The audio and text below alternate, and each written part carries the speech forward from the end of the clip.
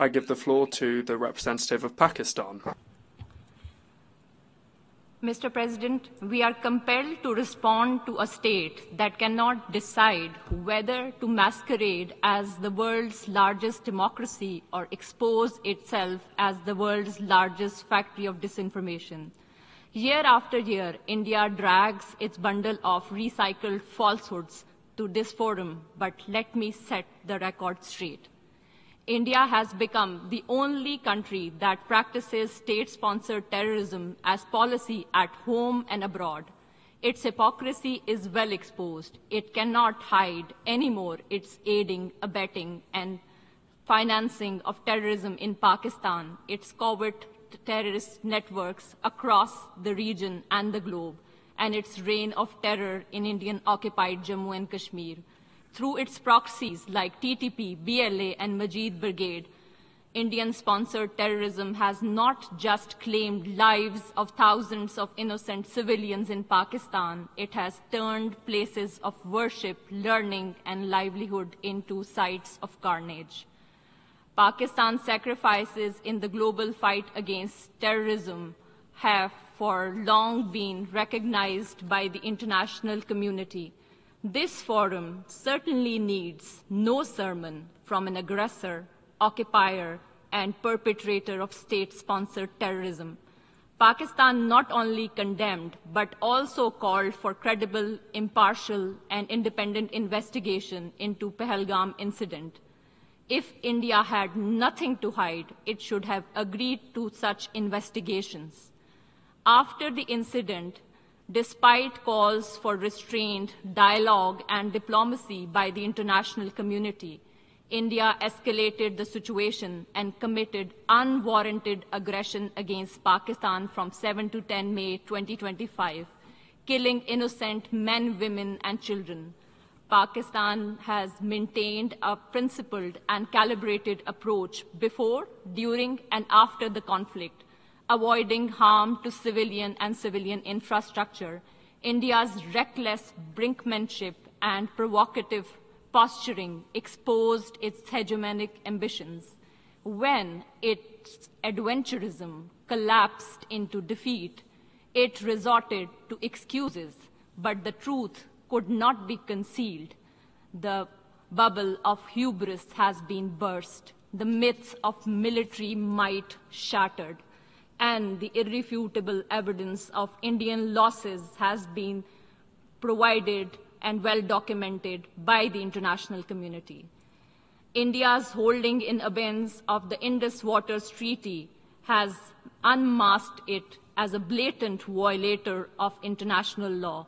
By weaponizing water, which is a lifeline for 240 million people of Pakistan, it has demonstrated that it is a state that threatens regional peace, denies millions right to water, and breaches the sanctity of a humanitarian treaty. Mr. President, persecution of minorities has become state policy of RSS-BJP dispensation. Muslims are lynched for their faith, Christians assaulted for their worship, Sikhs for their identity, and Dalits dehumanized for their caste. The world has not forgotten Gujarat, where thousands of Muslims were butchered under the state patronage. Delhi, when mobs rampaged while police looked away. Manipur, where hundreds were killed and thousands were displaced. India's record is written not only in blood, but also in words. Hateful rhetoric from the highest leadership, open calls for genocide, and a pliant media feeding bigotry. In incredibly intolerant India, Islamophobia today is institutionalized in law, normalized in politics, and glorified in the media. Beyond its borders, India bullies neighbors, blocks regional cooperation, exports violence abroad through extrajudicial assassinations, and funds proxies to destabilize the region. This is the face of new India. Islamophobia at home, aggression abroad, with Hindutva ideology at its core. Mr. President, while denial and distortions are India's chosen weapons, no fabrication can alter a simple truth. Jammu and Kashmir is not and has never been an integral part of India. The resolutions of the Security Council declare Jammu and Kashmir as a disputed territory whose final disposition shall be decided by a free and impartial plebiscite to be conducted under the auspices of the United Nations. To sustain its occupation, India has deployed 900,000 troops, turning Jammu and Kashmir into one of the most militarized zones in the world. The outcome is tragically consistent. Imposition of draconian laws and thousands of fake encounters, enforced disappearances, unmarked graves, custodial killings, systematic sexual violence, and regular media blackouts. Since 5 August 2019, India has accelerated its settler colonial project through unlawful demographic engineering in a territory where decolonization remains unfinished. Mr. President, unlike India, Pakistan is committed to peaceful coexistence, mutual respect, and regional stability.